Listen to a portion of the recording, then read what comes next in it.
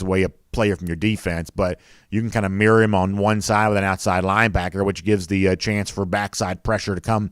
And we've seen Smart talk about that before in coaching clinics and things like that. And if I had to guess, that's some degree of how Georgia approaches this on Saturday. Use one side of your field with your outside linebacker or your whatever, nickelback if you got in the game, to kind of, keep Nick's hopefully in the pocket and still bring that pressure. Or against a guy like Bo, and this is always going to be one of the more important things, is that pressure that comes up the middle. We've seen Nakobe Dean get sacks. We've seen Jordan Davis get a couple already. We've seen defensive linemen be used a lot that way too. So don't discount how the pressure up the middle changes all this too, with outside linebackers hopefully keeping him from kind of darting out there too. Let's get a couple more. Johnny Rick says media is really hyping us up, telling us how sweet our Kool-Aid is. While I agree with what they're saying, my hope is our guys can temper those compliments and stay focused. And yeah, I mean, look, you'd rather be the team that's being praised than not, because the teams that aren't being praised are typically not being praised because they're not very good. I understand the idea of, I want the nobody believes in us card. I want to be able to play that. But to a certain extent, Kirby said all year long, you're either elite or you're not. Well, if you are elite, then people are going to notice.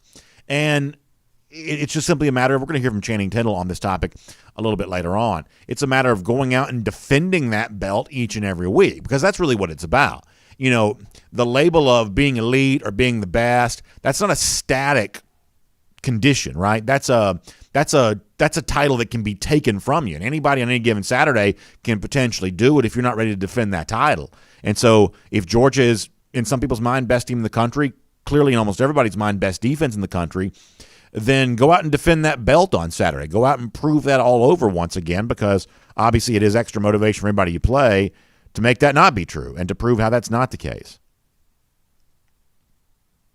Let's see what else. Are we on the other platforms now? All right, we're ready, almost ready to go on the regular show here.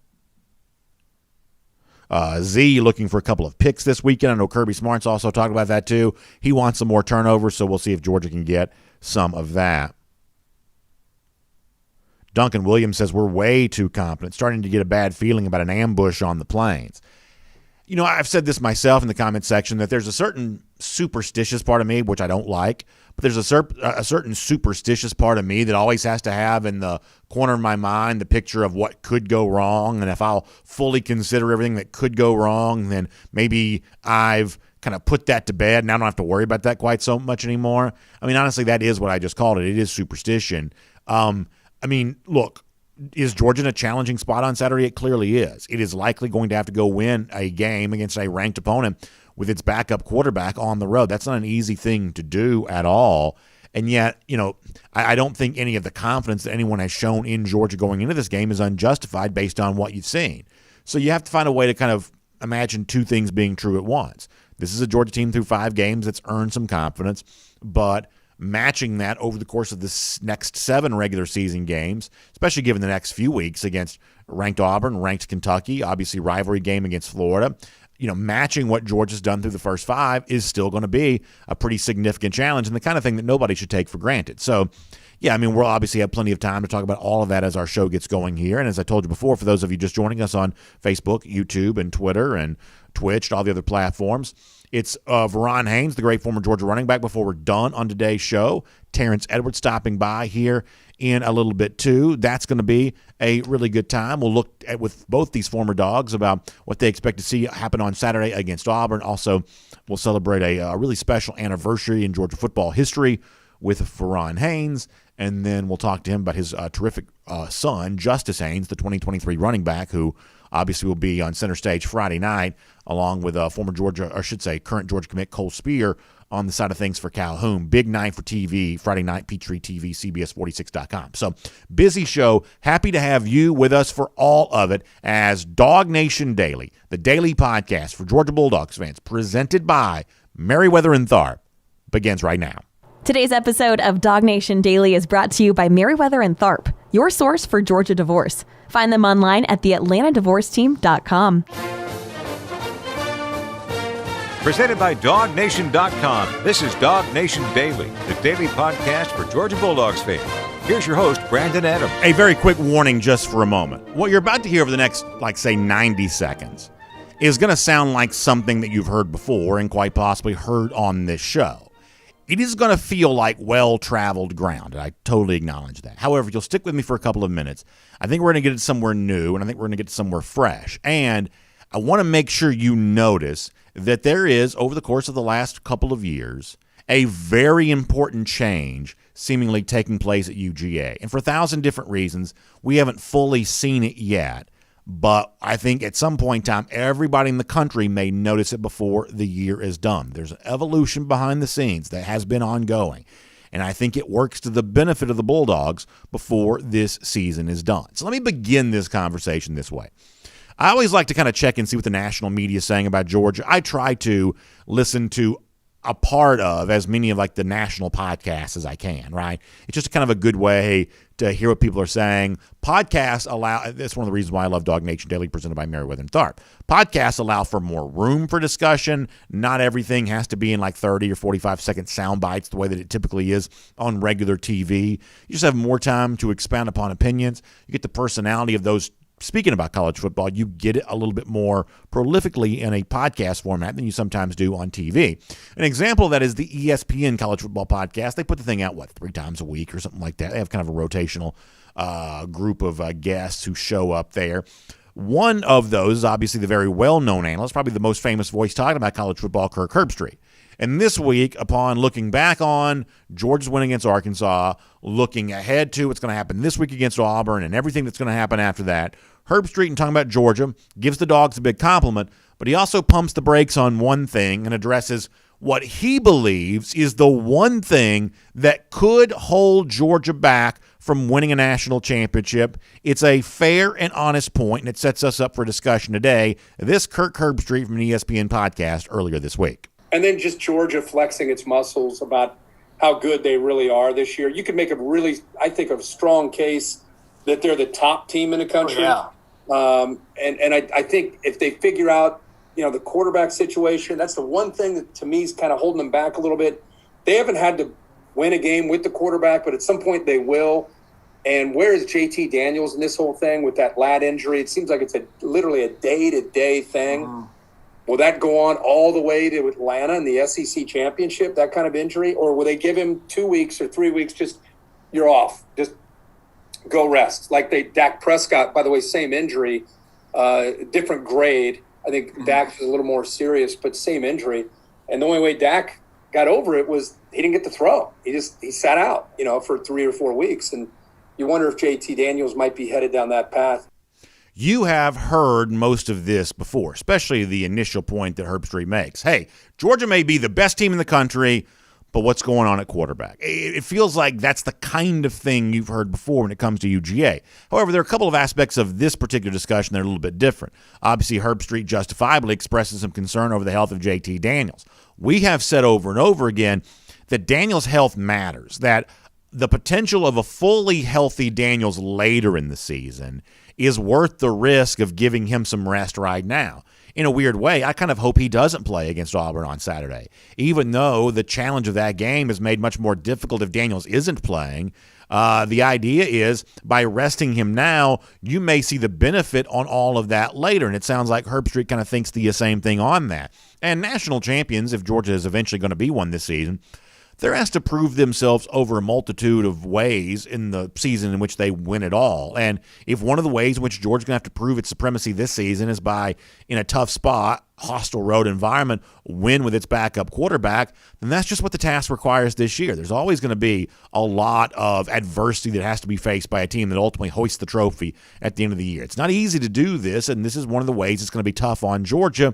You may have to play significant snaps on Saturday, and quite possibly maybe even after that at some point in time without JT Daniels. But if you do the hard work now to win without Daniels, then winning with Daniels later on is made so much easier over the course of time. That's just kind of my opinion on that. However, you also get the sense that when Herbstreit speaks about, hey, can Georgia really validate itself as quite possibly the top team in the country based on what it has going on at quarterback, you sort of get the sense that for Herbstreit, he's talking about more than just can Daniels come back healthy. You sort of get the sense that Herbstreit's also saying there, even with JT Daniels, is this a team ready to be the elite passing offense that national champions typically are in college football? After all, Herbstreit saw him last Saturday in Arkansas. He was the color analyst for that game. Georgia didn't have to throw the ball very much to beat Arkansas 37-0. But Herbstreit was also the color analyst for the Week 1 game against Clemson, where Georgia did throw the ball a pretty good bit against a very good Clemson defense and did not do it very effectively. So based on what Herbstreit has seen with his own eyes as a witness in stadiums for games in which he's broadcasting, maybe he has some justifiable reason to question Georgia's ability to throw the football. And this is the part where, boy, you just feel like this is well-traveled ground. Great defense. You can run the ball, but can you throw it? Just sort of feels like, as Georgia fans or observers of Georgia football, media who covers Georgia football, it just sort of feels like we've all been here before. But here is very quietly where I think things are starting to change, where the philosophy, the evolution of the philosophy for Georgia on offense suggests at some point in time this year, we're going to see a dynamic version of a Georgia offense that maybe features both running the football and throwing the football. We're going to see that from Georgia in a way that we haven't at any point in time prior to this in the Kirby Smart era. And some of the proof of this, I think, goes back to last, I guess it's Monday, when Kirby Smart was giving his weekly press conference. The genesis of this question is about the offensive line. Hey, did your offensive line take some pride in the rushing game success that Georgia had last week? And one of the things that Smart says is, people kind of want to blame the offensive line when the running game's not going well. They tend to ignore how the offensive line is doing when it comes to the pass protection stuff. And that's the kind of the way that Smart started his answer. And then he pivoted to this in terms of what Georgia or any college football team that's trying to move the football, what they see from opposing defenses. This may sound like something you've heard before, but I'm going to try to explain why this is actually a good bit different. This Smart from Monday telling fans how they should view opposing defenses, maybe starting this week. Here's Kirby. If you watch college football today and you really do your homework and you actually study it and count it, like I know you guys are really smart defensive coaches. But if you count the number of people that are at the defensive line, it'll tell you maybe how you should play them. And then when you watch teams across our league that play teams with 6 and 7 DBs on the field, it allows you to have an opportunity to do things differently than maybe you would if they have 5 defensive linemen across the front. And I think that's part of being a good coach. So Kirby Smart says part of being a good coach is just looking at the defensive front and making your play call decision on the basis of what you're seeing. That's a simple thing to say, but I think it's obviously true. And, for those who follow like some of the social media guys who are big into like the football breakdowns like Warren Sharp or Crispy Brown, guys like that, they've always said this, that, hey, if you want to watch football in a more intelligent way, when your eyes go to the play, don't start with the ball, start with the defensive lineman. Look and see what a defense is showing you up front, and then use that to make an educated guess about what kind of play call you may see offensively on the basis of where the defense is lined up. That's just kind of the best way to start watching a football play, and I try to do the same thing because I've heard smart people say that over the course of time. And Smart says, hey, watch this game against Auburn on Saturday, count those defensive linemen, and then make a guess as to what we're going to do based on the way we're being played defensively. And the truth is, I think in 2021, we probably do trust Georgia to look at the way that teams are lining up against them and try to do what is available based on the way that opposing defense is lined up on you. Let me tell you something. That was not always the case here at UGA. Now, a lot of Georgia fans in this Smart era, despite the fact this was a successful time for Georgia football, I think dealt with a lot of frustration that no matter how stacked the box was, no matter how many defensive linemen, linebackers there were between the two offensive tackles, it seems like Georgia was still going to be very committed to running the football no matter what. All of a sudden now you hear Kirby Smart saying, listen, if we see, kind of a thin situation up front defensively, then we're going to try to run it. But if we see a bunch of guys, 5 defensive linemen, linebackers creeping up towards the line of scrimmage, that's our invitation to throw. That's what Smart says about his offense right now. That's the influence seemingly that Todd Monken's having in this program, and it is a big departure from where Georgia has been in the past. If you don't believe me, listen to Kirby Smart talking about a very similar topic back in 2017. This is from October of 2017, almost exactly 4 years ago. Listen to how much things have changed. This is Kirby. I keep telling y'all, it's hard to run the ball in this league. And early, you got to earn it. You got to get the hard yards. You got to pound it. And you got to chop the wood. I mean, if you just keep chopping, it'll usually pay off in the fourth quarter, especially with the backs we got. Hard yards, pound it, keep chopping wood over and over again into the fourth quarter. Now, don't get me wrong. I love keep chopping as a phrase. Back in 2017, I guess I enjoyed seeing that plastered all over the place. As kind of a catchphrase, keep chopping is really, really fun. But as the bedrock foundation for your offensive philosophy, the last few years in college football have proven that does not work, that you can't keep chopping over and over again no matter how many guys they keep throwing at the line of scrimmage, because that only invites the defense to throw more and more guys to the line of scrimmage, and you have the offensive futility that Georgia lived through in 2019 as the result of all of that. Todd Monken is influencing this Georgia offense. Maybe we haven't fully seen it yet because of the weirdness at the quarterback position at the beginning of last season, Jamie Newman's opt-out, the fact that JT Daniels wasn't ready to go until near the end of last season, and now here in the 2021 season, Daniels, I guess, has just about played less than he has missed more snaps than he's played, or something along those lines. We haven't fully seen everything that Georgia's capable of doing. They're also incredibly banged up at wide receiver, maybe more so than they ever have been at any point in time under Kirby Smart. There's a lot of personnel that's been missing from this Georgia offense. But don't let that distract you from the fact that philosophically, I would say this offense is right exactly where it needs to be. And for someone like Kirk Herbstreit, to go back to what he said off the top of the program a moment ago, I got questions about quarterback for Georgia. Listen, I can't do anything about JT Daniels' health. Maybe he gets healthier, maybe he doesn't. But what is, if I'm Kirby Smart, in my control is what I do philosophically. Do I let go and let Todd? Do I let go and let Todd Monken run this offense the way that a sharp offensive mind wants to? That seems to be happening right now. And if Georgia can just get a little bit healthier at some point in time, the kind of offense that answers the questions, the kinds of guys like Kirk Herbstreit have, I think we may see emphatic answers to those questions eventually before this season is done. My name's Brandon Adams, and this is DawgNation Daily, the daily podcast for Georgia Bulldogs fans, presented today by Meriwether and Tharp, and glad to have you with us no matter how you get to us today, live on video, 10 a.m., Facebook, YouTube, Twitter, Twitch. We get going at 9:45 at DawgNation.com and on the DawgNation app for our 1st and 15. Always a great way to do kind of a pregame show for the regular show. That's a fun thing to do on video. Of course, on the radio at noon every single day on Athens Sports Radio 960 The Ref. Podcast, the Apple Player, Spotify, the Google Player, I don't know, all the other podcast platforms there as well. Some of you listen right there on SoundCloud. Some of you wait for me to post it at DawgNation.com. However you get to the show, man, I just really, really appreciate you being here. So grateful for all of that. Also, a big thanks to our friends at Meriwether and Tharp for making the show possible. They're your source for Georgia divorce. I know divorce is kind of a scary and confusing thing, and it's kind of an unpleasant thing to even think about.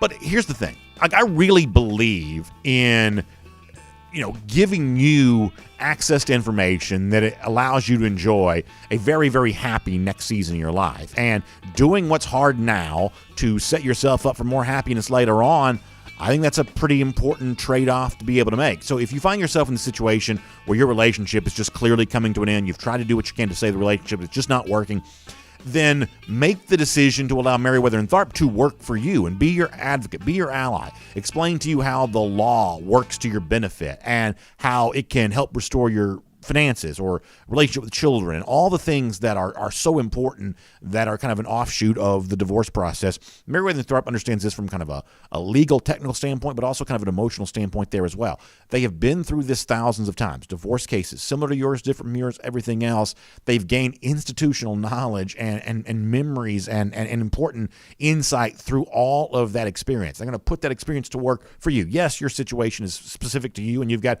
individual circumstances. Excuse me, that's a little bit of an unusual sneeze for me. But the point is yes, you've got things that are maybe unique to your circumstances, but Meriwether and Tharp can still explain to you how the law works for you and set you up for a very, very enjoyable next season of your life by doing what you need to do right now. So check them out online, theatlantadivorceteam.com, theatlantadivorceteam.com. Meriwether and Tharp is your source for Georgia divorce. All right, we have a very fun show. Before we're done today, we're going to catch up with the terrific former Georgia running back Verron Haynes. Now, we're going to do this for a couple of reasons.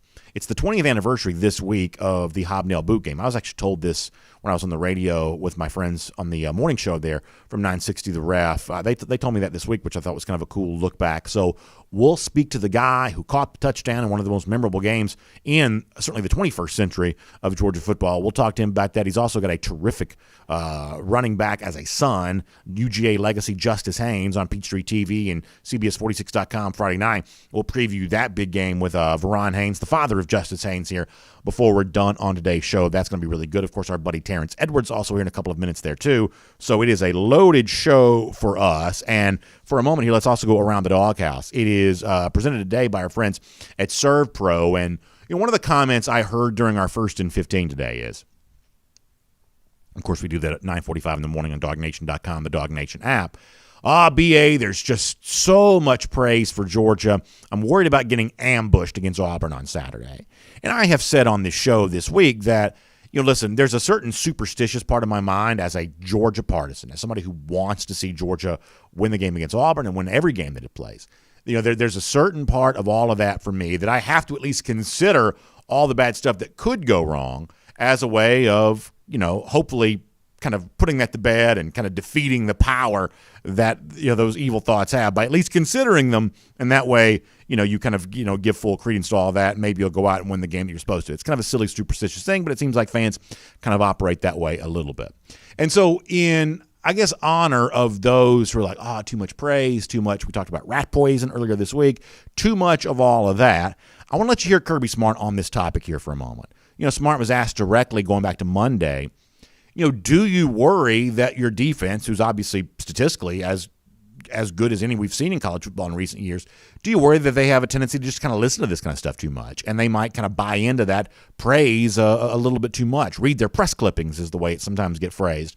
And Smart gave a pretty thorough answer to all that. This is Kirby on the topic of the praise coming the way of the Georgia defense right now. Well, they're definitely going to read them. I mean, there's no stopping what they see on their phones. So that's not – they're going to read that. Is it going to affect them? Is it going to poison them?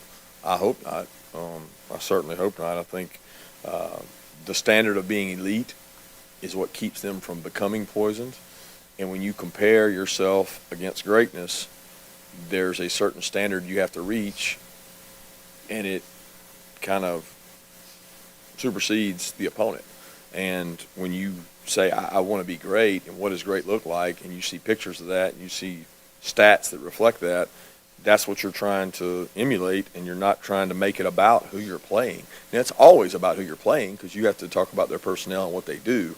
But the buy-in from this group has been good, the cohesion, and like I said, like, who's the superstar? I don't think you could name one superstar really on this whole team. So when you have that, you have a lot of guys that buy in. I think personalities outside of our world and our family want there to be a superstar, want there to be one person, but there's not on this team because it's done by committee across the board, special teams, defense and offense. It's done by a lot of guys that are connected and care about each other. Let me make a couple points on what Smart says there for a moment. Let me try to put a positive spin on the level of praise the Georgia defense is getting right there. When Smart says, hey, there's no superstar in this unit, there's no superstar on this defense, I think there are a couple of different ways in sports to have no superstar, right? Let's think about a league where superstars really matter, like the NBA, right?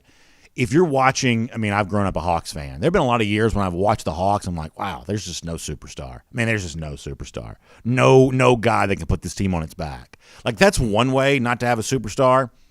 But there's also like the 92 Dream Team where everybody's a superstar and you're watching the play and you're like, man, I don't know who the superstar is because everybody's the superstar. Like right now, Georgia's no superstar on this defense. Right now, the reason why that's true is because there are so many people vying to be the superstar that it ends up feeling like a defense by committee. And this is a distinction that makes a difference because when you got, defensive linemen like Jordan Davis, Devontae Wyatt doing what they're doing, outside linebackers like Adam Anderson, Nolan Smith doing what they're doing, Nakobe Dean doing what he's doing in the middle, Channing Tindall doing what he's doing in the middle. When you've got all this going on, all of a sudden, that's enough superstar-level players, and I'm sure there are more names I could have mentioned that I didn't. That's enough superstar-level players that if one guy's having a bad day, if one guy's hobbled, if one guy's whatever, then the person, I'm not saying this Georgia defense is the 92 Dream Team, but a la the original Dream Team from the Barcelona Olympics, you've got somebody else that can just kind of slide in right there and take an extra load on the shoulders because you've got multiple guys kind of vying to be that superstar type guy. And right now, that's what I think you see from the Georgia defense. It's one of the reasons why I'm not that worried about, this team's going to read its press clippings, this team's going to fall prey to brat poison. I'm not that worried about that because the sheer number of people that can pick up their level of play or keep their level of play high, even if one guy just, I hate to say it this way, but even if one guy just decided to prop his feet up and not be the guy that he's been for the final 7 games of the regular season, he was for the first 5, that still leads you with a lot of guys who seem to be very, very intent on maintaining their intensity. It's the sheer numbers of high-level contributors that make me less worried about falling prey to what some Georgia fans would say they worry about with the praise that Georgia's gotten coming off that Arkansas game. Plus, here's the other thing. This is a quick final point. I think sometimes we think of rat poison, buying into the hype as the kind of thing that upends your motivation. Like you're not going to be motivated because you've already gotten the praise that you seek. But there's a different way to look at this. All of a sudden, it doesn't become the kind of status that you've earned, but it becomes a title that you want to defend. And once again, that's a distinction that makes a difference. It's not a static situation of, hey, you're the best defense ever. Okay, well, I guess we've proven that. It's, hey, we've been told we're the best defense ever. Then it'd be a shame if we didn't go out and play that way against Auburn. It'd be a shame if we didn't go out and play that way against Kentucky. It'd be a shame if we didn't go out and play that way against Florida. Don't be so quick to assume that the praise thwarts your motivation. If anything, it's the kind of thing that you get addicted to it and you want to keep hearing it for the rest of the season. If you don't believe me, listen to Channing Tindall on a similar topic. Here's the Georgia linebacker. We don't focus on defensive rankings. When you start paying attention to like what you are in rankings or not, like that's when you start maybe getting a big head. It's not paying attention to the goal at hand. So like we play each and every team like it's a championship game. It doesn't matter like who's out there. We're trying to put our best foot forward. So we focus on our ranking there. Like we're not even halfway through the season yet. So like each and every game we got to prepare. Like we are the number 1 defense in the nation. So like it doesn't matter what the ranking is now. We trying to put our best foot forward every time. So listen to what Channing Tindall says there. He says, we want to be like the number 1 defense each and every time we play. We want that level of motivation with all of that. And that's the kind of thing that leaves you motivated, not because you've been praised and you've earned it, but because you have been praised and you want to keep earning it again over and over week after week after week. That is Around the Doghouse. It's presented today by our friends at ServPro. And listen, for those of you who are homeowners, and we obviously, understand just everything that goes on when it comes to being a homeowner and sometimes the stress and the pressure that you can deal with all of that. And one of the most, stressful things you can go through is if you see damage to your home. It's not just your most important asset. It's also one of the things you have the deepest emotional connection to. So when you see, and a lot of times this is damage caused by fire or water intrusion or anything like that, when you see that going on, or when you experience that with your home, you can be fearful, oh gosh, well, is this ever going to be fixed? Am I ever going to feel at home again in my home? Well, that's where ServPro steps in because their restoration specialists can repair that damage and make your home look like it never even happened. And that is obviously such a valuable resource, and it's the thing that ServPro has been doing for its clients for a long time. Each and every ServPro franchise is independently owned and operated, which means you're going to get that local, family-oriented service when it comes to the fire damage, the water intrusion, the things that you're dealing with. ServPro ready to take care of you on all of that. So please check them out online. It's servpro.com. That's the website, servpro.com. For your water damage, your fire damage, the damage you have around your home, they can repair it like it never even happened. Check out ServPro online at servpro.com today. All right, that is Around the Doghouse. It is DawgNation Daily. Want to get more now into what we expect to see happen on Saturday against Auburn. How much praise is this Georgia defense getting? What does that mean for the Dogs on Saturday? And, of course, everything else on both sides of the ball with the Deep South's oldest rivalry looming. Let's talk to Terrence Edwards right now here on DawgNation Daily, presented by Merriweather and Tharp. From Athens and across the SEC or wherever the recruiting trail may lead, here's a DawgNation.com insider. We will say hello to Terrence Edwards here. Always great to have him on the program. And, Terrence, you're a athlete that got a lot of praise and get a lot of attention from time to time. there are some Georgia fans who've been concerned that maybe this Georgia defense right now has been hyped up too much. We're all familiar with the idea of rat poison, the idea that you would read the hype that's out there. And what I said a moment ago is that I wouldn't be so quick to assume that that's the kind of thing that thwarts your motivation. There is something to be said for that becomes this belt that you want to defend each and every week, that you want to go out there and show people how good you are each and every week, that being told you're the best doesn't necessarily have to be a bad thing if you keep going out there and showing people just how good you really are. I mean, as a player yourself, where do you come down on that? No, I want to be the best. I want to be considered the best. If I don't want to be the best, then I shouldn't play. And this defense should embrace people saying that they're the best defense since how many years down the road, because that's as motivation to them. Let's continue putting on the show. Let's continue to show people what this Georgia defense is about. It's going to be a different test each week. The Auburn is going to present a different challenge than Arkansas did last week. So each week is a different challenge that this team, I think, and we'll get up for. I love the leaders on this team, especially defensively, that they're going to go out and not read the press clipping and prove people that they are the best defense. I think they want to be the best defense. So they're going to relish in the moment and take this with a grain of salt and keep going out and playing Georgia football. We talked about your 2002 SEC championship when you were on the show last week. That team had a great defense, Thomas Davis, David Pollock. You could go on and on about those names. So you've seen good defense up close and personal. I mean, how good do you think this Georgia defense is right now? I think they're playing the best defense that we've seen this season. I mean, you just think about the front seven. We all thought that the back end would be the weak point, but once you have a strong front seven like we have, you don't have to cover that long. If that front seven continues to get pressure on any quarterback, that's going to lead to interceptions. That's going to lead to 3 and outs. That's just going to lead to great field position. So if that front seven continues to get pressure with 5-man pressures, then the back end will be successful, and that won't be a weak point because they won't get tested. But they just got to keep playing the way they're playing. I think the coaches won't allow them to do anything else but play Georgia football. So neither one of us are doctors, so this is kind of a loaded topic to even get into, but it's not stopped me from speculating all week long, and I am honestly curious what you think about this. That, it sounds like JT Daniels is, banged up to the point, obviously didn't play last week against Arkansas, but he's also been limited in practice for maybe the first couple of days of this week too. Very limited on Monday, maybe a little less so on Tuesday, but still not really a full participant, it doesn't sound like, based on the words of Kirby Smart.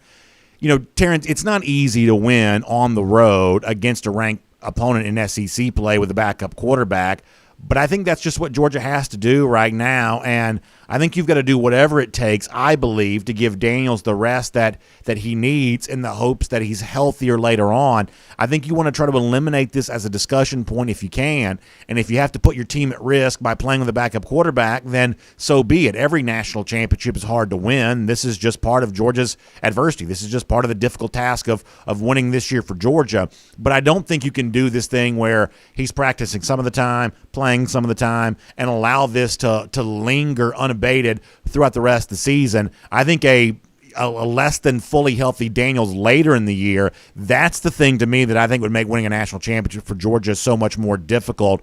How would you handle Daniels if you were in the spot that Kirby Smart and Todd Monken find themselves in right now?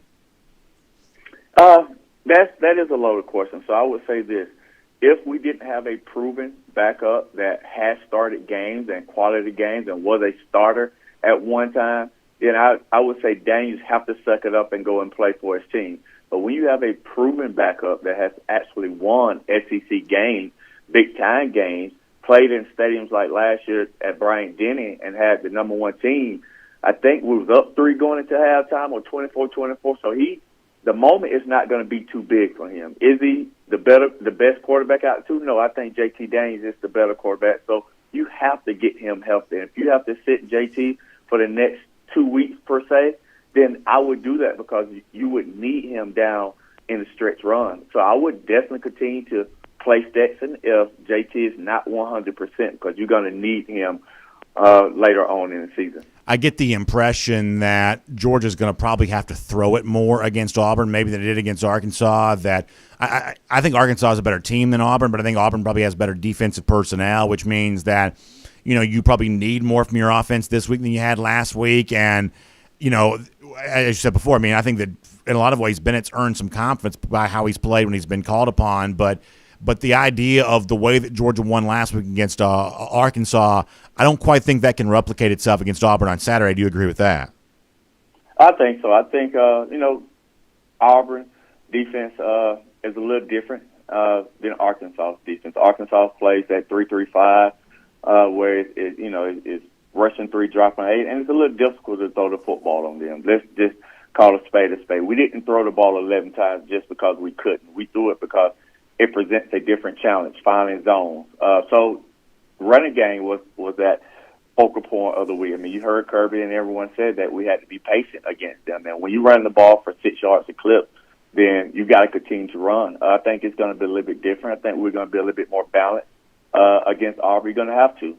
They play a different front. They play a 4-man front and try to bring 4 and 5 different pressures that we're going to have to rely on our pass games to be able to either bring a safety down in the box or keep a safety in the back end. So it's going to present a different challenge, but I love what Kirby said last week. Whatever offensive game plan we need for different weeks, if that's running or passing, we need to execute that game plan to the best of our abilities. Kirby Smart said earlier this week that he's maybe never seen Georgia more banged up at wide receiver than it is right now, where you've got guys that you keep hope are coming back, and they've been kind of, slowly working their way back in that situation, but, just missing a handful of guys to the point where you almost only have enough when you think about playing 3 at a time and only having maybe 6 or 7 healthy, that you don't have extra wide receivers right now.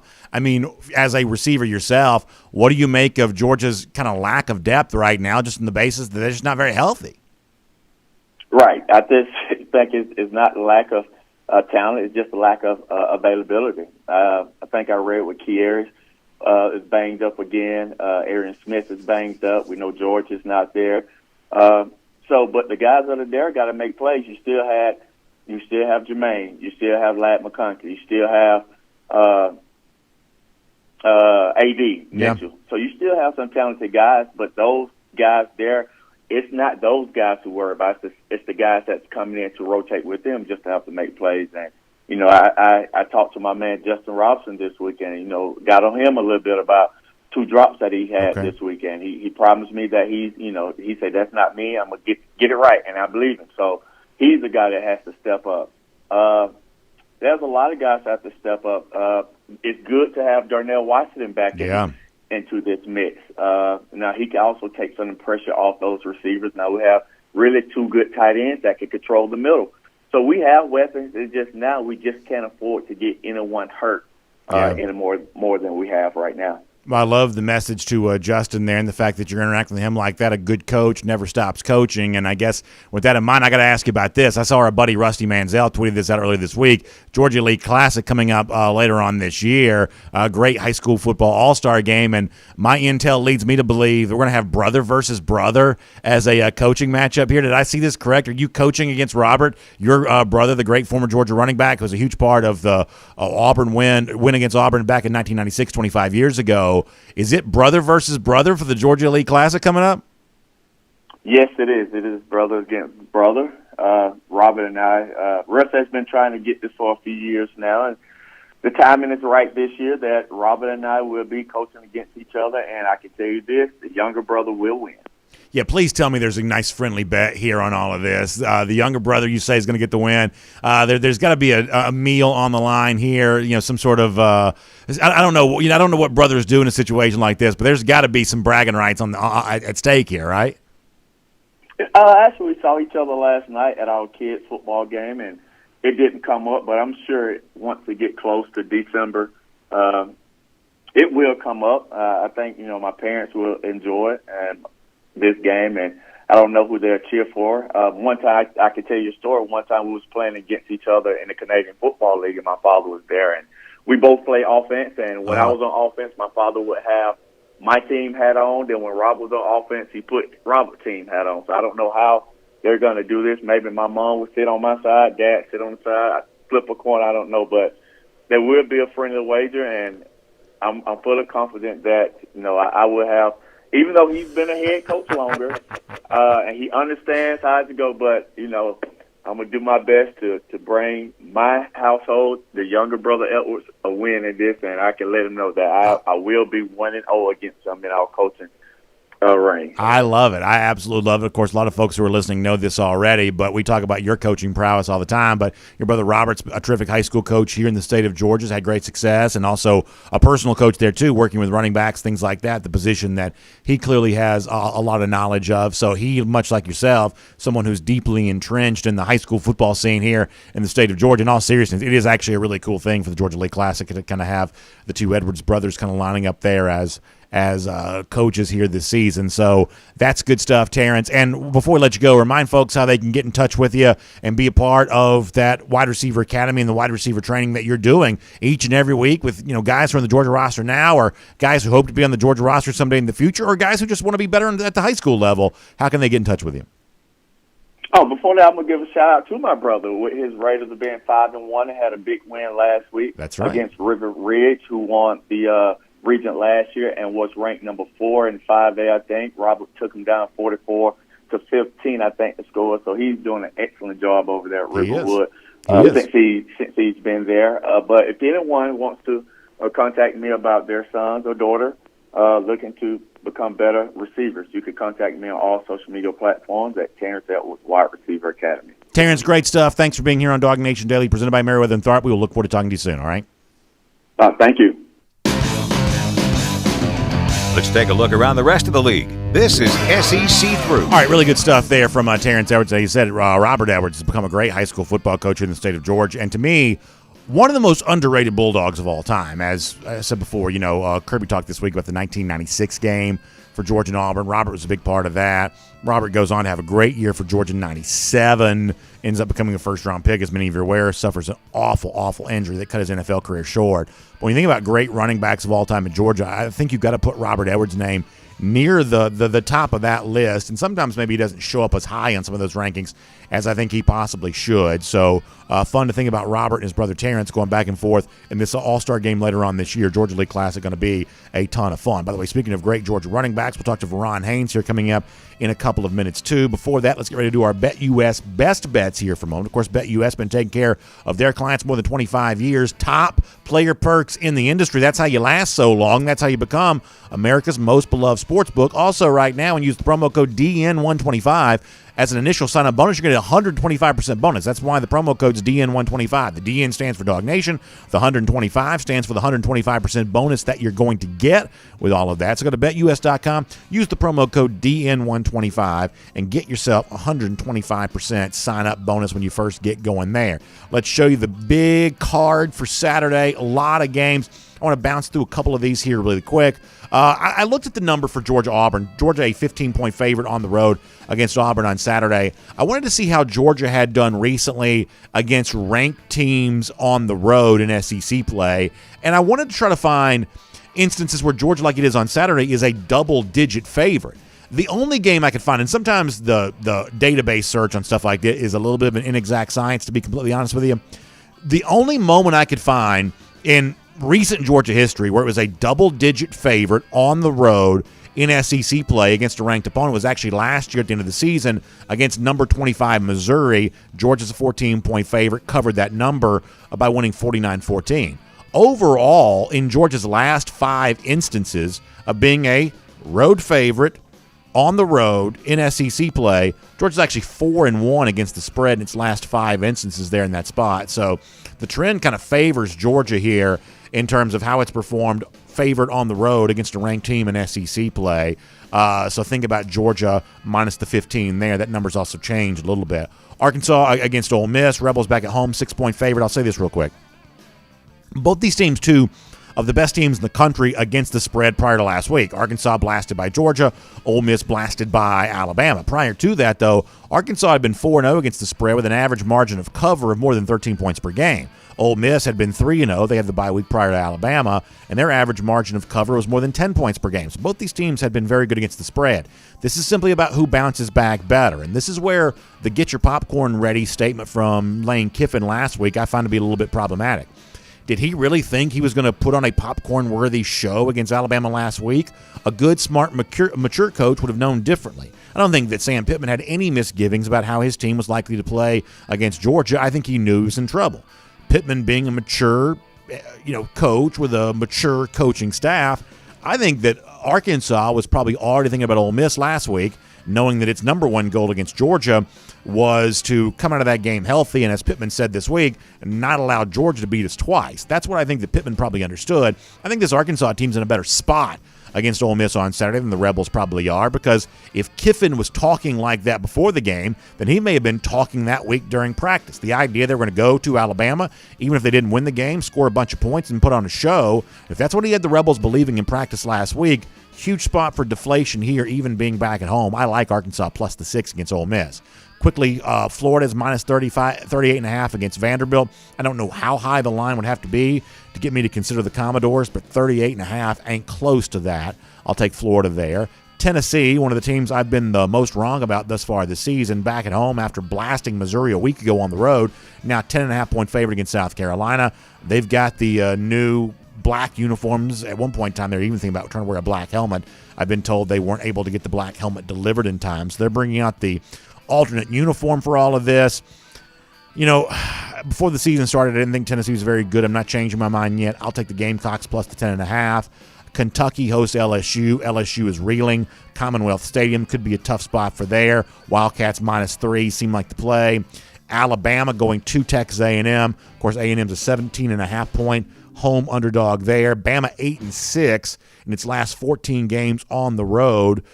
In SEC play, obviously as a favorite in all of those, but 7-2 against the spread on the road in games played October 9th or later, which is the date of this Saturday's game. There is a spot on the calendar where Alabama seems to flip a switch. It is about this spot, and I think Bama's flipping that switch going into the weekend. The two big national games, Iowa's a 2-point favorite at home against Penn State.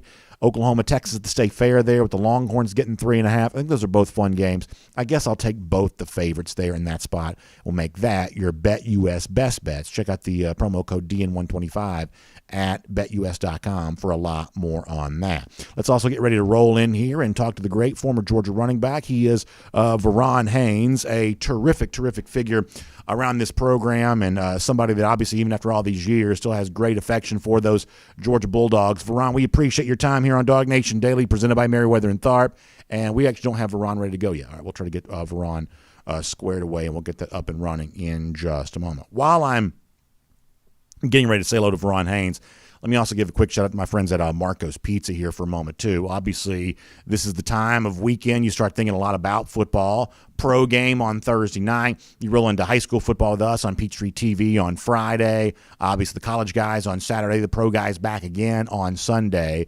A great chance to be thinking about all of that, and a terrific time to be thinking about Marco's Pizza as you do. Whether it's that golden crust, perfectly baked each and every time, to that golden brown each and every time on that, or those 3 melty cheeses on top with each other there as well, the old world toppings, all of that from our friends at Marco's Pizza. You get a chance to enjoy that each and every day, and great savings there as well. You can currently get a large one-topping pizza right now for just $9.99. That's $9.99 at Marco's Pizza. Find them online, marcospizza.com. Use the Marco's app. Take advantage of great savings there with our friends at Marco's Pizza. Marco's Pizza, pizza lovers, get it. You can get some for yourself here this weekend when you check out marcos.com or the Marco's app. So we'll get Verron Haynes coming up here in just a moment. We'll find out everything that he's got going. Obviously looking back on 20 years of the Hobnail boot game, looking at his son, the terrific 2023 running back, Justice Haynes, for Blessed Trinity. We're going to have BT and Calhoun, and this is a fun Calhoun team to watch there as well. Obviously, Cole Spear, the wide receiver, the UGA commit on the side there for the Yellow Jackets. So a fun game on TV, Peachtree TV Friday night, and a lot to say with Verron Haynes, the former Georgia running back. He's ready to go for us right now, so we'll say hello to him here on DawgNation Daily, presented by Merriweather and Tharp. Verron, we're big friends of yours and have been for a long time, and it's great to have you back here on our program again. Hope you're doing really well. I am. Good morning, and thanks for having me on. So before we get into everything that's going on with you and obviously look back on a great moment in Georgia history, what do you think about this team right now? How much fun are you having watching this version of the Georgia Bulldogs and what they've been able to do through 5 games of the 2021 season? Really kind of a championship look from this team thus far. What have you seen from them? Like everyone else, I'm in awe. I'm really ecstatic about how they are flying around to the ball. That defense, as we well know and have seen for 5 games now, has been the anchor, I think, of the team, and it's setting the tone both for the offense and the defense. I mean, they come out with an energy, and it was that's beyond measures, but it was fun to see that the offensive line took that to heart too and started really pounding them last week and played off that energy as well. As a guy who played in a lot of rivalry games at Georgia, had success in a lot of those games, how much more juice is there for a game like this Saturday against Auburn? You're going into a hostile stadium. You know the crowd's going to be loud. You have people talking to you about the Georgia-Auburn game all year long, I'm sure. Obviously, fans really want to win a game like this. How much more do these rivalry games mean to guys like you who put that uniform on, who have the silver britches on and, went into these tough stadiums? What does it mean to the guys who will play in this game on Saturday? I think each one of these rival games is in a sense, a game within the game, right? I say that because the magnitude of it, a set aside alone, is enough to get your blood running and bubbling. But what I am impressed of this year is Kirby has gotten the guys to be focused on the task at hand. His message coming throughout week to week has been spot on, and they have not looked past what this week beholds, and has played up, and if not, in my opinion, above beyond their approach. No, I think that's absolutely right. Obviously, it's 20 years ago this week that your terrific moment in 2001 happened, the Hobnail boot game, as it would become to be known, but a win for Georgia on the road against a top 10 Tennessee team. It was a thrilling moment for those of us who experienced it, and obviously you've given so many interviews over the years about that game. I guess I'm curious, do you ever get tired of talking about it? Do you ever get tired of looking back on that moment? Because I can say this, the fans themselves never seemingly get tired of looking back on it, but you've done a million interviews about it over the years. Does it ever become one of those things where it's like, oh, we're going to talk about this again? No, man. Listen, let me tell you something. You have one of the most legendary voices make a call that he didn't particularly know what he had did that day. Right. Because as the funny story goes, I only share this when I'm golfing usually, but Larry Munson is getting interviewed in the locker room by CBS after the game, and they first words out of their mouth was, "Hey, Mr. Munson, what is a hobnail? By the way, what is a hobnail boot?" And he's smoking his cigar, and he's like, "The hell if I know." On national radio, I mean, on TV, it was epic. You had to be there, but he didn't even know what a hobnail boot was. Wow. But that was the mind and how far ahead he was. He was made for that, and I think he put everybody in the stadium when they listened to him on the radio commentating, but also he made stuff household names, and that play became a household name because of that legend, Larry Munson. So all these years later, every time I see any football game where there's a fake handoff to the running back and then the running back turns around, becomes a receiver, catches the football, all these years later, that still to me is P44 Haynes, right? That's always what it's going to be every time I see that in the game. I was thinking about this before you came on the show today. Had y'all run that play prior to that season, or was that the first time in your memory that y'all had called that specific play there at the goal line leading to that win against the Vols? No. So, B, get this. So, Coach, remember, it's Coach Rick's first year there. Right. And and we had ran a multitude of plays in the spring. We had put in a package. But after training camp, we hadn't even ran that play. Usually, for the fans that don't know, it's condensed. Your playbook gets condensed week to week, right? And then there's some variations of it. But that wasn't even in our script, nor was it even in had it been ran since training camp. So that was, fortitude for Mark Richt to even call that and saw what it was going to do. Mind you, we called a timeout, and we're down there on the sidelines, and he told Green, who was a freshman, a redshirt freshman at the time, hey, you'll know right away if they're giving us the look. It'll be open. He says they'll be in quarters, which is, safeties over the top of the wide receivers. Right. Middle field is wide open. And we had been having success all day running the football up the middle. Why in the hell they thought we were going to run straight up the middle and the linebacker bit so bad? In my opinion, that was the perfect call at the right time. But they did. They gave us the look that we was looking for, and David, in his cadence, actually tells me that. I'm a fullback. What the hell do I know about reading defenses at the time? Until I got to the next level, right? Right. So he goes, blue 34, blue 34, quarters V. And at that time, I'm freaking shaking in my boots. I'm like, oh, man, it's going to be wide open, right? Because I know it's coming to me. And boom, lo and behold, thank God I caught it. And I was in the penthouse, not the outhouse that day. Boy, that's a great pin drop in Neal Stadium that day. Such a great story. You tell it so well. And I was thinking about this, and we'll finish with this. It's been a couple of years since we've had you on, and I remember the last time we had you on, right at the end of the interview, I'm like, hey, y'all better be aware. Verron's got a good-looking, young son. I think at the time he was only a freshman in high school, and this is going to be a name we're talking about here in a couple of years in the recruiting trail. And back then he seemed so young, and it seemed so far away. And now here we are, one of the top members of the 2023 class, and all the things that seemed like were going to be a possibility for Justice back then have come to pass here. We're going to feature him on TV on Friday night in a great game between Blessed Trinity and Calhoun. What's this ride been like the last couple of years, especially for somebody like you who, obviously, as you said, you played in the NFL, you had a great career at Georgia. You kind of really know the path of that football players take, and to now be able to use that wisdom gained from experience and be able to give that to your son as he travels a similar path himself. Obviously, a lot of Georgia fans hope eventually that he chooses UGA, but wherever he goes, for someone like you to be able to kind of guide your son through this process, what's it been like to now not be the player but be the spectator for your own son as he gets his turn?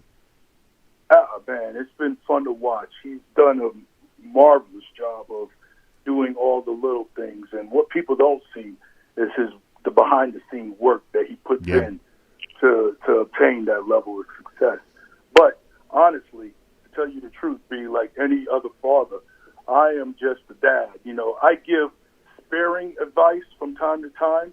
We do commonality stuff as far as he'll call me before the game, and I would give him some reminders with their prayers, all that stuff. But honestly, you could tell him something, and he'll probably listen to you a lot quicker. Just like any other parent, man. I know what you mean by that. I know, right? I know what you mean. I've learned how to interject suddenly. Like I don't overdo it. I just let him do it because he's been doing running back for many years, and honestly, he's just a complete back in my opinion. Where I was kind of a tweener, he's definitely a running back. So I just give him advice from afar. Well, I'll tell you this, getting ready to do this game on Peachtree TV on Friday, we're always trying to do our due diligence and learn everything we can about these players. And I tell you, behind the scenes, the stuff that gets said about Justice is so complimentary for a lot of things that you pointed out there.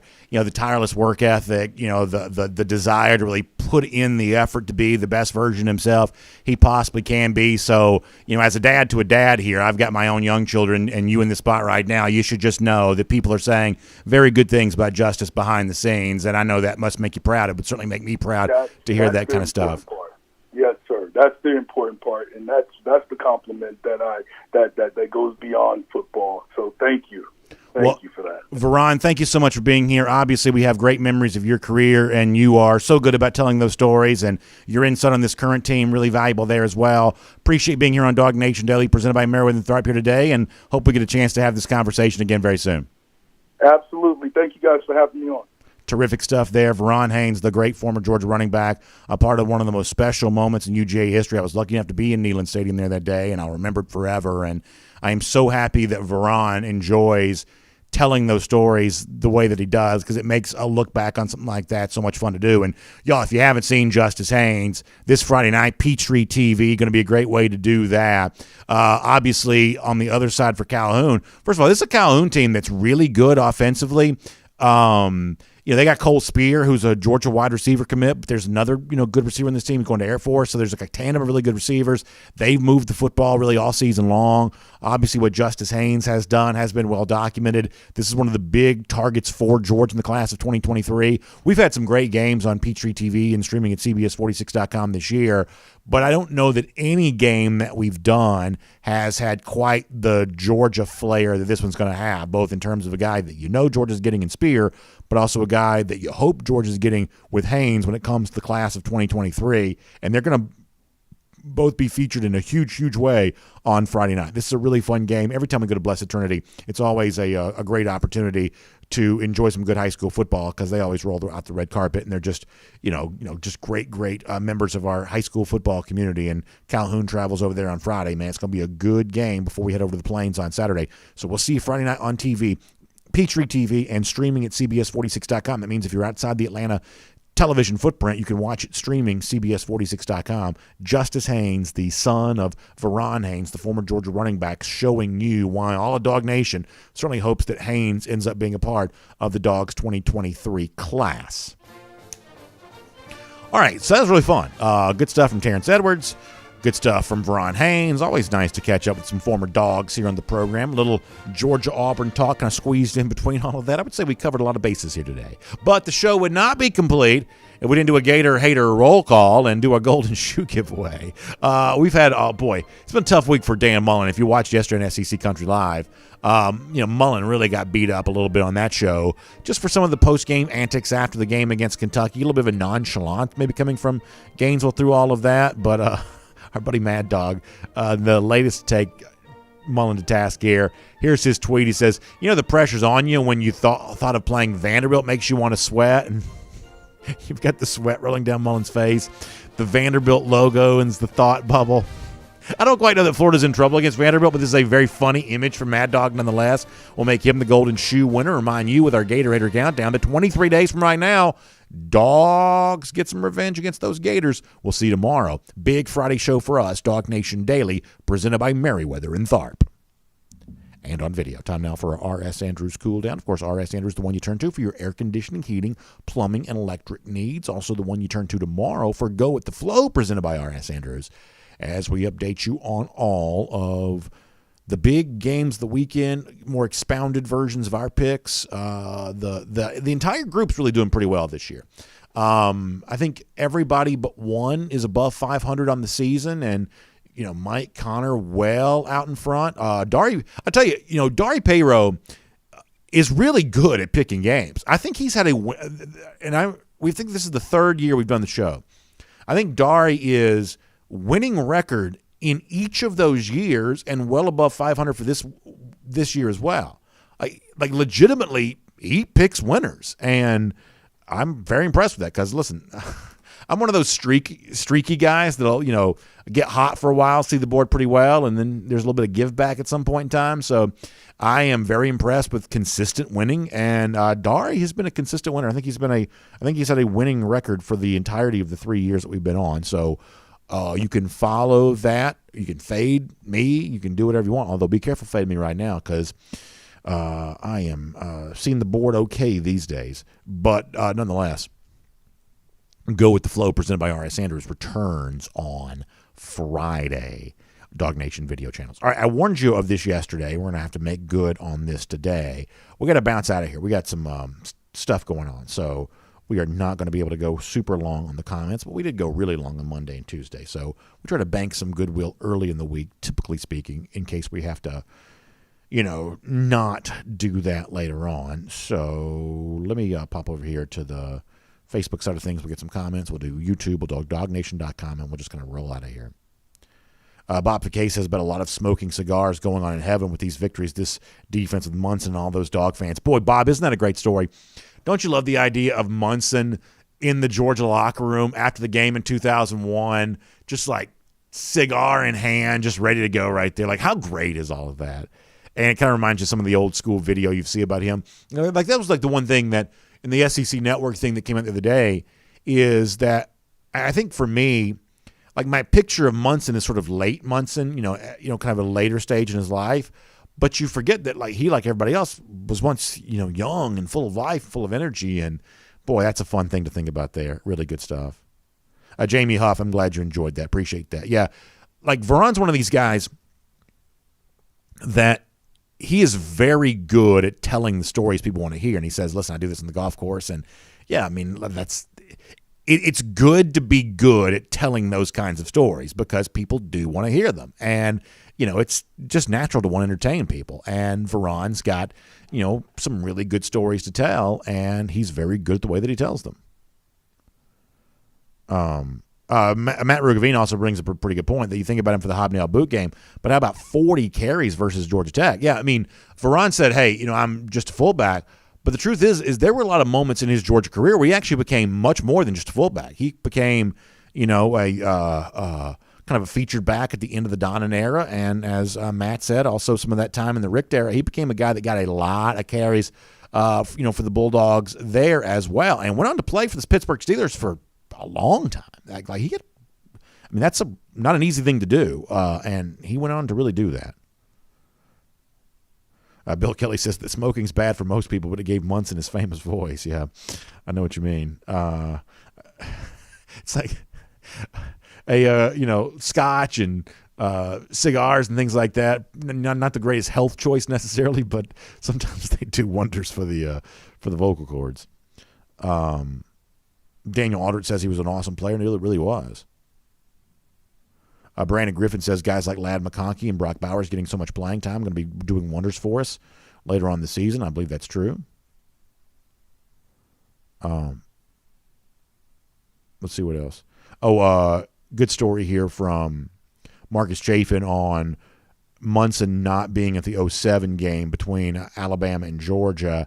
Yeah, I mean, that was around that time in which I guess 2008 would have been Munson's last year, and I believe he only did home games that year, if I'm remembering correctly.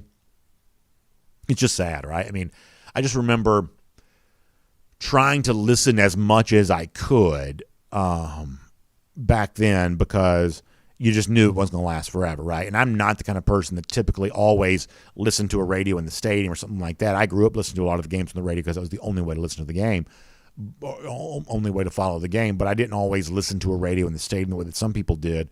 But some of those late moments near the end of the career, I did obviously try to make sure I heard some of it because you just had the sense that it was going to kind of go away. I'd be curious what y'all thought, but for me, the final great moment for Munson. Now, Hobnail boot it's kind of like I always kind of compare the Hobnail boot touchdown that Verron Haynes just told us about. I always kind of compare that to Jack Nicklaus winning the 86 Masters, where it's like, this is well past the prime. This is, at a time in which you kind of think the golden era of Nicklaus is over with, and he goes out and has maybe his best moment at the end, near the end of his career. To me, Hobnail boot in 2001. That's more than 20 years after the Run Lindsey Run and some of the stuff that had obviously made him famous. That was kind of his Nicklaus 86 Masters moment, but that wasn't his final great moment. I always feel like his call. Do you remember the 2005? No, I'm sorry, 06. Excuse me, the 2006 Georgia Tech game, where Muhammad Massaquoi catches the game winner. Is actually a pretty close game. I thought his call of the Massaquoi touchdown at the end of the Tech game in 06 was probably the final great moment for Munson. And I don't know if I'm forgetting something. There's a chance that I am. But from my own personal memory banks, that was like, okay, there's one more really good one to kind of end a, an unmatchable career. That was kind of like the one final one for me on that. Over here on DawgNation.com for a moment. RX Dog says, listening to Verron just makes me so damn proud to be a dog and alum. Mark Richt raised great men. We've got plenty of special program regardless of the wins and losses. I don't think it's a stretch when Kirby says best university on the planet. I was in school those great years in the Richt era. Yeah, I mean, I think it's absolutely appropriate to have great appreciation for all of that. And to really realize, as RX said, that was one of those things that Mark Richt was really, really good at, was raising up, obviously their parents raised them, but from a football sense, raising up a bunch of players who are still important, members of the UGA alumni. And, as it's important to have your ex-players around the program. That's one of the things, like great coaches do this, right? I remember Bob Stoops. This is a totally different thing, but it's a similar type of idea. Like when Stoops took over the Oklahoma job, there wasn't a lot of, I guess, agreement on how much of the Barry Switzer era to be embraced, right? It's like, well, maybe it's time to turn a new page. Some of that was a little tricky. How much do you want to go back and embrace the Switzer era? A lot of coaches had come in there and they tried to kind of chart their own path, and they tried to, be their own guy, and they wanted to kind of put the past in the past. Like one of the first things I remember Stoops doing when he took the Oklahoma job is, no, we're going to throw open our arms. We're going to embrace the Switzer era. We're going to embrace the players who played in that era. Now, I'd say at Georgia it was much easier to make that decision, but you saw Kirby Smart do a lot of the same stuff that, he brought in a lot of those former players. And even now, not a game goes by where you don't see half dozen at least, if not more than a dozen, former Georgia players honored on the field, getting a chance to call the dogs, getting a chance to be recognized. Good programs embrace their history. And sometimes that means embracing a Heisman Trophy winner, and sometimes that means embracing a national championship team, or sometimes it just means embracing cool moments, because all of it, as our commenter mentioned a moment ago, all of it adds up to the story of our lives, cheering for this team, or in some of your cases, graduating from the university and, being a part of all of that. And I think your history should be embraced. And I think that Georgia does a pretty good job of that right now. By the way, different subject. Speaking of calling the dogs, for those of you at the stadium on Saturday, how good did the phenomenal one AJ Styles do calling the dogs on Saturday? You can tell that he's just a professional wrestler, so he's comfortable with the microphone in his hand. I always say that like the calling the dogs, and you're getting the Georgia and the Bulldogs going back and forth. You got to do the calling of the dogs there.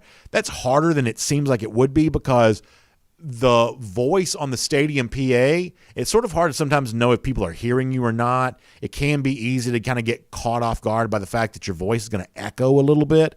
And for people that have ever done like singing the national anthem or something like that, that's one of the things I always say is the hardest part of it is getting used to how your voice sounds coming out of the PA system a couple of seconds after you speak into that microphone. But, for a guy like AJ who's just comfortable, having the mic in his hand, I thought he did a great job, a terrific job. Richard D's on the report by Jeff Sentell and Luther Burden. Yeah, I purposefully saved that.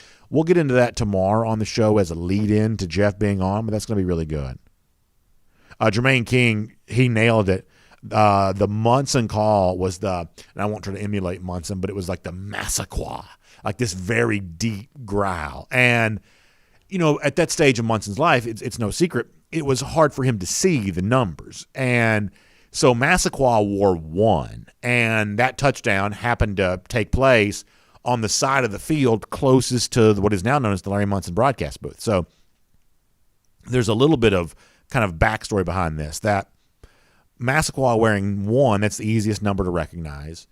It happened the closest to Munson. So Munson, you can just listen to the broadcast. He didn't have to wait for a spotter on that because, his eyesight was just not what it once was. And, way down the other end of the field, different kind of number, would have been much harder to see. But 1 happening right in front of him on that side of the field, you can tell he just nailed it right there on his own without having to pause, no wait, just really punched it hard when Massaquoi caught it, and that's my memory of that, and I'm glad to know that Jermaine remembers it like I do. Let's see what else. Over here on YouTube for a moment, we haven't been there yet.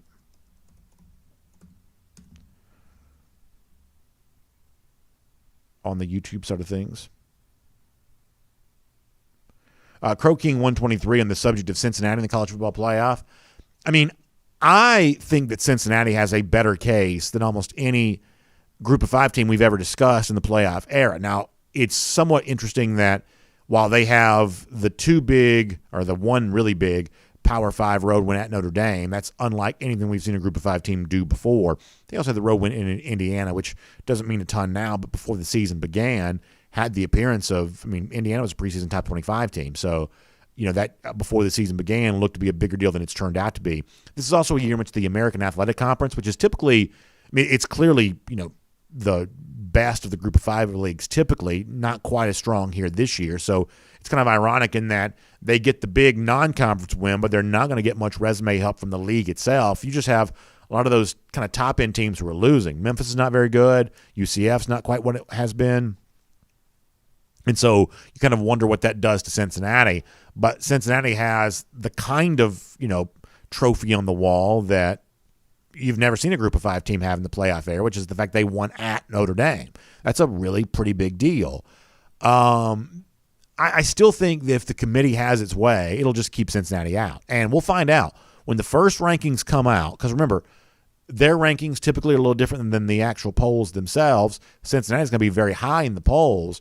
But if you want to artificially deflate Cincinnati's playoff chances, then you keep them ranked low after having beaten Notre Dame. And because that's typically what they do. There's just a ceiling of no team kind of climbs above this. I think Cincinnati will deal with that. I think that BYU will deal with that. I don't think they want BYU in the playoff for a multitude of reasons. And, the way they typically allow themselves the freedom to exclude teams like that from the playoff is by just keeping them artificially ranked too low so they don't move up. It's just a fact. Cincinnati just doesn't have that much fans. They just don't have that big of a following. And they get talked about on TV all the time, but there's just not much in the way of a true Cincinnati fan base. No group of 5 team has really all that much of a fan base. They just don't. They are, as a college football entity, they are much, much smaller than almost, any other school you talk about. And as far as like bringing casual fans in front of a TV, they just don't do it. Now, there's also the political complication of, as you move forward with playoff expansion, the only way it seems like you're going to get the group of 5 to agree to expand the playoff is by additional concessions that give, whether it's a guaranteed spot or whether it's just a more wide open path for a group of 5 team to eventually make the playoff. There are some political considerations here. It's not just money anymore. In 2014, when the playoff first started, the only thing that mattered was which matchups give us the most money. Now there's some political unrest. Some of that exists in the Pac-12. Some of that exists at the group of 5 level. And now keeping everybody happy under the big tent you're trying to build, that also matters a little bit now too. I don't disagree with Robert. Robert Barnes says BYU is fun to watch. I think they're fun to watch. I love the way that BYU just absolutely blasts Pac-12 teams, whether it be Utah or Arizona State or whoever else. They go out and get these wins, get the Pac-12 all the time, and BYU's always really motivated for those games because the Pac-12 wanted nothing to do with BYU. The Pac-12 literally turned its nose up at BYU, said you're not good enough for our league. And BYU, I think, has been pretty well punishing them ever since. Keep this in mind when it comes to BYU. Technically, they are not a group of 5 team, even though they're kind of viewed that way to a certain extent. They are technically an FBS independent, which means that they're categorically considered the same way that a Notre Dame would be, although from a stature standpoint, they're clearly far below that. So when you think about the automatic qualifier for the New Year's Six Bowl that the group of 5 gets, BYU is not eligible for that.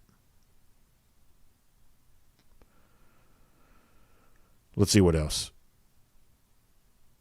Will C says, if Georgia puts up 35 this weekend, Bama's in trouble. I do think that's an appropriate way to view the game.